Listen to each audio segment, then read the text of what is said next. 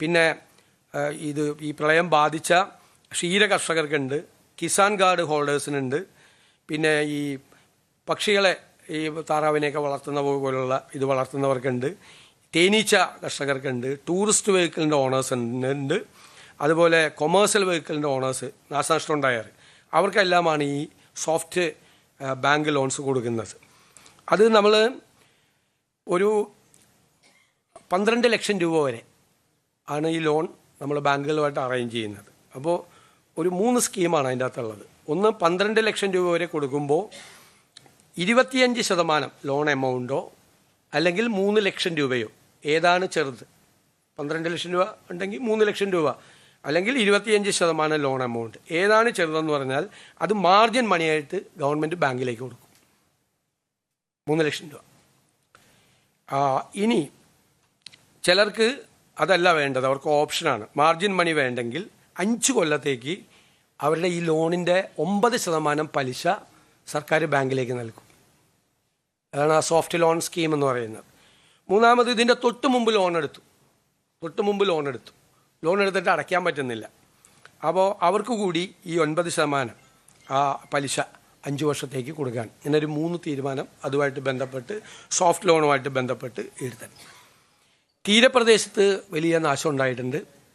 അപ്പോൾ അവിടെ ഈ പരമാവധി സ്ഥലത്ത് കടൽ ഭിത്തി പണിയാനുള്ള സ്കീമുകളൊക്കെ വേഗത്തിലാക്കാൻ തീരുമാനിച്ചിട്ടുണ്ട്. ആവശ്യമായ സ്ഥലത്ത് ജിയോ ബാഗുകൾ കൊടുക്കാൻ വേണ്ടിയിട്ട് നിർദ്ദേശം ഇറിഗേഷൻ ഡിപ്പാർട്ട്മെൻറ്റിന് കൊടുത്തിട്ടുണ്ട്. മത്സ്യത്തൊഴിലാളികളുടെ വർഷങ്ങളായിട്ടുള്ള ഒരു പരാതിയാണ് ഈ പുനർഗേഹം പദ്ധതിക്ക് തുച്ഛമായ തുകയാണ് കിട്ടുന്നത്, അവർക്ക് ഭയങ്കര പ്രയാസമാണ്. ആ പദ്ധതി ഒരു പുതിയ പദ്ധതിയായിട്ട് അത് ഉടൻ തന്നെ അത് പ്രഖ്യാപിച്ചു. അവർക്കുള്ള സഹായം, അവരുടെ പരാതികൾ പരിഹരിച്ച്, മത്സ്യത്തൊഴിലാളികളുടെ ആ പദ്ധതിയെക്കുറിച്ചുള്ള പരാതികളെല്ലാം പരിഹരിച്ച് തുക വർദ്ധിപ്പിക്കുന്ന കാര്യം അതിൻ്റെ പ്രപ്പോസൽ തരാൻ പറഞ്ഞിട്ടുണ്ട്.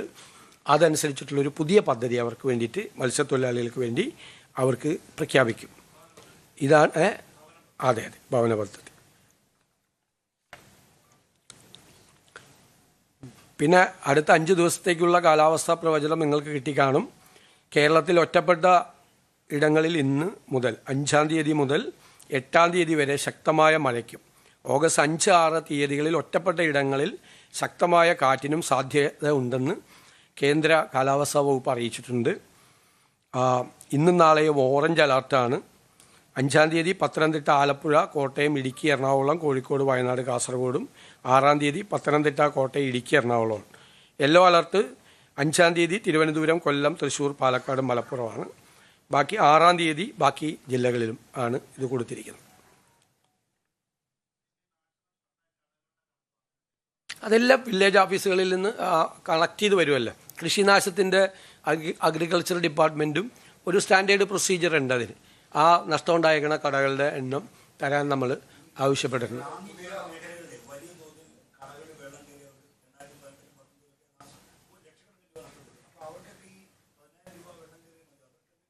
നമ്മൾ അതൊന്ന് ഇപ്പോൾ വീട്ടിൽ വെള്ളം കയറിയവർക്ക് അതൊന്ന് ക്ലീൻ ചെയ്ത് അതൊന്ന് തുടങ്ങാൻ വേണ്ടിയിട്ടുള്ളതാണ്. ഈ 10,000 രൂപയാണ് നമ്മൾ ചെയ്യുന്നത്. ഒപ്പം ഈ ലോണിൻ്റെ ഈ സോഫ്റ്റ് ലോൺ അതാണ് ഇപ്പോൾ ചെയ്യുന്നത്. ഈ 10,000 ഉണ്ടായിരുന്നില്ല, ആദ്യമായിട്ടാണ് നമ്മൾ കൊടുക്കുന്നത്. കാരണം പല പ്രാവശ്യമായിട്ട് ബുദ്ധിമുട്ട് വന്നവരാണ്, ഭയങ്കര പ്രയാസത്തിലാണ്. ചെറിയ കടക്കാർ തൊട്ടുണ്ട്, മീഡിയം.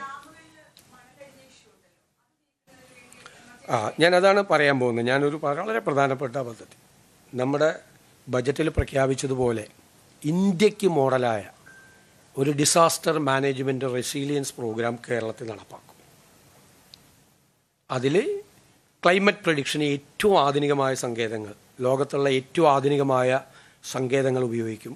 ക്ലൈമറ്റ് പ്രഡിക്ഷൻ, അതിൻ്റെ വാർണിംഗ് സിസ്റ്റം ഇഫക്റ്റീവ് ആക്കും. പിന്നെ ഫ്ലഡ് മാപ്പിംഗ്, ഈ പറയുന്ന പ്രോണായിട്ടുള്ള ഏരിയ, അപകട സാധ്യതയുള്ള സ്ഥലങ്ങളിലെല്ലാം ഫ്ലഡ് മാപ്പിംഗ് നടത്തി അത് നേരത്തെ പ്രഖ്യാപിച്ച ഫലപ്രദമായ ഏറ്റവും ഇഫക്റ്റീവായിട്ടുള്ളൊരു ഡിസാസ്റ്റർ മാനേജ്മെൻറ്റ് റെസീലിയൻസ് സിസ്റ്റം കൊണ്ടുവരും. അതിൻ്റെ ഭാഗമായിട്ട് ഡാമുകളിലെ മണൽ മാറ്റും. കാരണം ഡാമുകളിൽ നന്നായി മണലും ചെളി അടിഞ്ഞിട്ടുണ്ട്. അപ്പോൾ നല്ല മഴ കുറച്ച് നിരന്തരമായി പെയ്തു കഴിഞ്ഞാൽ ആ ഡാമുകൾ നിറഞ്ഞു കവിയുന്ന സ്ഥിതി വരും. ഇപ്പം മഴ പെയ്യായിരുന്നത് കൊണ്ടാണ് നമ്മളൊരു 50%, 52% ഒക്കെ ആയിട്ട് ഡാമിലെ ജലശേഖരം നിൽക്കുന്നത്. അപ്പോൾ ഡാമിലെ ഡീസിൽറ്റ് ചെയ്യും. അതോടൊപ്പം നദികളിൽ 2018 അടിഞ്ഞിരിക്കുന്ന മണ്ണാണ് ഈ പ്രശ്നം. മണ്ണും ചെളിയുമാണ്. മണ്ണും ചെളിയും വേസ്റ്റും ഒക്കെ കെട്ടിക്കിടക്കുകയാണ്. നമുക്ക് പലതരത്തിൽ അത് ബാധിക്കുന്നുണ്ട്. കാരണം നമ്മുടെ ആരോഗ്യത്തെ ബാധിക്കുന്നുണ്ട്. മാത്രമല്ല ചെറിയ മഴ പെയ്താൽ അപ്പം തന്നെ ഫ്ലഡഡ് ആവുകയാണ്. അപ്പോൾ ഇത് റിമൂവ് ചെയ്യാൻ വേണ്ടിയിട്ടുള്ള സ്കീം റവന്യൂ ഡിപ്പാർട്ട്മെൻറ്റും ജലസേചന വകുപ്പും കൂടി ആവിഷ്കരിക്കാൻ പറഞ്ഞിട്ടുണ്ട്. ഈ മഴ മാറിക്കഴിഞ്ഞാൽ ഇമ്മീഡിയറ്റ് ആയിട്ട് ഇത് അടുത്ത വർഷം ഇത് വരാൻ വേണ്ടി കാത്തിരിക്കാതെ നമ്മളിപ്പോൾ റൂം ഫോർ റിവർ എന്നും പറഞ്ഞിട്ട് നടന്നില്ലല്ലോ. അപ്പോൾ അത് വളരെ വ്യക്തമായിട്ട് ഈ നദികളിലെ ഈ മണലടിഞ്ഞിരിക്കുന്നത് മാറ്റാൻ വേണ്ടിയിട്ടുള്ളത് ചെയ്യും. അത് നീക്കുമ്പോൾ തന്നെ നമുക്കൊരു 50-60% പ്രശ്നങ്ങൾക്ക് പരിഹാരം ഉണ്ടാവും. ഡാമുകളിലെ മണൽ ഡീസിൽറ്റ് ചെയ്യുമ്പോഴും ഈ പുഴയിലെ മണൽ നീക്കുകയും ചെയ്യുമ്പോഴേക്കും വലിയ വ്യത്യാസം ഉണ്ടാവും.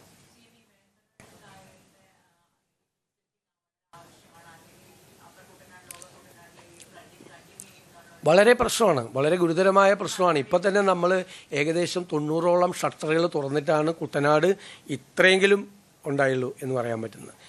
അത് തുറക്കും. വേമ്പനാട് കായലിൽ ഡ്രഡ്ജ് ചെയ്യേണ്ടി വരും. അതുപോലെ പമ്പയിലും വ്യാപകമായിട്ട്, അതാണ് പമ്പയിലെ പ്രശ്നമാണല്ലോ ഈ ഒരുപാട് സ്ഥലങ്ങളിൽ വിഷയം ഉണ്ടാകുന്നത്.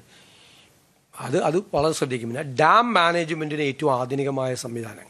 ഇപ്പം ഡാം മാനേജ്മെൻ്റ് എന്ന് വെച്ചാൽ ഡാമിലേക്കുള്ള വെള്ളത്തിൻ്റെ ഇൻഫ്ലോ, അതിൻ്റെ ഔട്ട്ഫ്ലോ, ക്യാച്ച്മെൻ്റ് ഏരിയയിലെ മഴയുടെ അളവ്, ആ മഴ പെയ്യാനുള്ള സാധ്യത, പിന്നെ റിവർ വാലിയിലെ താഴെയുള്ള റിവർ വാലിയിലെ വെള്ളത്തിൻ്റെ നില, അവിടെ മഴ പെയ്യാനുള്ള സാധ്യത, ഇത്രയും കാര്യങ്ങൾ കണക്ട് ചെയ്തിട്ടാണ് ഡാം മാനേജ്മെൻറ്റ് ഡാം തുറക്കുന്നത്. അത് ഏറ്റവും ഫലപ്രദമായി അതൊരു AI ഡ്രിവൺ സംവിധാനം ഉണ്ടാക്കിയിട്ടുള്ള ഒരു ഡാം മാനേജ്മെൻറ്റ് സിസ്റ്റം കൂടി നമ്മൾ ചെയ്യും. അതിൻ്റെയും പ്രവർത്തനങ്ങൾ നമ്മൾ ആരംഭിച്ചിട്ടുണ്ട്. ബജറ്റിൽ പ്രഖ്യാപിച്ചതാണ്.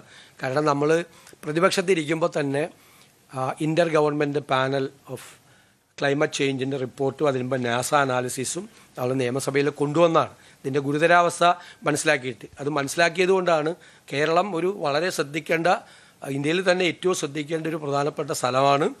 അറബിക്കടലും പഴയതുപോലെയല്ല, വലിയ മാറ്റമുണ്ടായി ഓക്കിക്കെല്ലാം ശേഷം. ഇതെല്ലാം കണക്കാക്കിയിട്ടുള്ള ഏറ്റവും സയൻറ്റിഫിക് ആയിട്ടുള്ള, ഏറ്റവും ശാസ്ത്രീയമായും ഫലപ്രദമായിട്ടുള്ള ഒരു സംവിധാനം, നമ്മുടെ ഒരു സ്വപ്നം, ആഗ്രഹം, അത് ഇന്ത്യക്ക് തന്നെ മോഡലായിട്ടുള്ള ഒരു റെസിലിയൻസ് സിസ്റ്റം നമ്മൾ കൊണ്ടുവരണമെന്നാണ്. അതിൻ്റെ നടപടിക്രമങ്ങൾ ആരംഭിച്ചിട്ടുണ്ട്. വിവിധ ഡിപ്പാർട്ട്മെൻറ്റുകളെ ഏകോപിപ്പിച്ചുകൊണ്ടുള്ള ഫലപ്രദമായ ഒരു പോളിസിയും പ്രഖ്യാപിക്കും, അത് നടപ്പിലാക്കുകയും ചെയ്യും. അല്ല, സ്വാഭാവികമായിട്ട് അത് ഡിസാസ്റ്റർ മാനേജ്മെൻറ്റ് റെസിലിയൻസ് സെൻറ്റർ എന്ന് പറഞ്ഞാൽ ഏറ്റവും മോഡേൺ ആക്കുവാണ്. ഇപ്പോഴുള്ളത് പോരല്ലോ, നമുക്ക് കുറേ കൂടി ഇമ്പ്രൂവ് ചെയ്ത് കുറേ കൂടെ ബെറ്ററാക്കി ലോകത്ത് അവൈലബിൾ ആയിട്ടുള്ള എല്ലാ സാധ്യതകളും പരിശോധിച്ച് ചെയ്യുകയാണ്. നല്ലൊരു ടീം അതിനുവേണ്ടി വർക്ക് ചെയ്യും. നല്ലൊരു ടീം, ഒരുപാട് പ്രഗത്ഭരായ ആളുകൾ അതിന് സന്നദ്ധരായിട്ട് വന്നിട്ടുണ്ട്. അവർ പല സ്ഥലം, ഇപ്പോൾ ക്ലൈമറ്റ് പ്രഡിക്ഷനിൽ വലിയ നല്ല പ്രിസിഷനുള്ള ആളുകൾ, കൃത്യമുള്ള ആളുകൾ, പിന്നെ ഡിസാസ്റ്റർ മാനേജ്മെൻറ്റിലെ എക്സ്പേർട്ടുകൾ തുടങ്ങിയ സ്ഥലത്ത് പല സംസ്ഥാനങ്ങളും കുറേ അഡ്വാൻസ് ചെയ്തു. ഇപ്പോൾ ഒറീസയൊക്കെ നമുക്ക് ഓർമ്മയില്ല, 78 സൈക്ലോൺ ഉണ്ടായപ്പോൾ 1.5 ലക്ഷം പേര് മരിച്ചെന്നാണ് പറഞ്ഞത്. എത്ര പേര് മരിച്ചെന്നൊരു കണക്കുണ്ടായിരുന്നു. പക്ഷെ അവർക്ക് ഒരു 2-3 കൊല്ലം മുമ്പ് ഒരു സൈക്ലോൺ ഉണ്ടായപ്പോൾ അവരുടെ കാഷ്വാലിറ്റി 2 കുറയ്ക്കാൻ പറ്റി. ഒറീസ പോലുള്ളൊരു പിന്നോക്കം നിൽക്കുന്ന സംസ്ഥാനം പോലും ഇക്കാര്യത്തിൽ വളരെ മുന്നോട്ട് പോയി. നമുക്ക് മുന്നോട്ട് പോകാൻ കഴിഞ്ഞിട്ടില്ല. അപ്പോൾ അത് അല്ല ആ കാലത്ത് ഇന്ത്യയിലെ ഏറ്റവും ബാക്ക്വേർഡ് സ്റ്റേറ്റുകളിൽ ഒന്നായിരുന്നു അവർ, ഇല്ലേ? അവരവിടെ നിന്ന് അവരുടെ സിസ്റ്റം, കാരണം ഇപ്പോഴും ഭയങ്കര പ്രശ്നമുള്ള സ്ഥലമായിരുന്നു ഒറീസ. നമ്മളൊക്കെ നമ്മുടെ ചെറുപ്പത്തിലേക്ക് വായിച്ച് നമുക്കറിയാവുന്ന ഭയങ്കര മാറ്റമാണ്. ഞങ്ങൾ ഒരുപാട് മോഡൽസ് കൂടി എല്ലാ സ്ഥലത്തു നിന്നും നമ്മൾ എടുത്തിട്ടുണ്ട്. നമ്മുടെ ലോക്കലൈസ് ചെയ്ത് കേരളത്തിൻ്റെ ടോപ്പോഗ്രഫിയും മറ്റ് കാര്യങ്ങളും എല്ലാം പരിശോധിച്ച് ഉള്ള ഏറ്റവും ഒരു ഫലപ്രദമായ സിസ്റ്റത്തെക്കുറിച്ചാണ് നമ്മൾ ആലോചിക്കുന്നത്.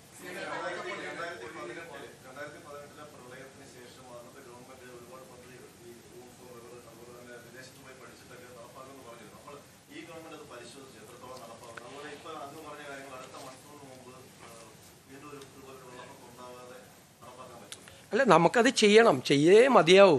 കേരളം അത് ചെയ്തേ മതിയാവൂ. ഞാനിപ്പോൾ കഴിഞ്ഞ ഗവൺമെൻറ് ചെയ്യാത്തതിനെക്കുറിച്ച് കുറ്റപ്പെടുത്തലല്ലോ ഇപ്പോഴത്തേത്.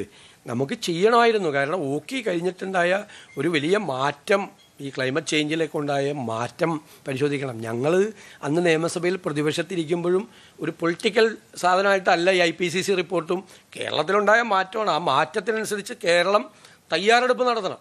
നമ്മൾ പറഞ്ഞില്ലേ, ഇപ്പോൾ റൂം ഫോർ റിവർ എന്നുള്ള ആശയമൊക്കെ നല്ലതാണ്, പക്ഷെ നടപ്പാക്കാൻ പറ്റിയില്ലല്ലോ നമുക്ക്. അതല്ലേ പ്രശ്നം.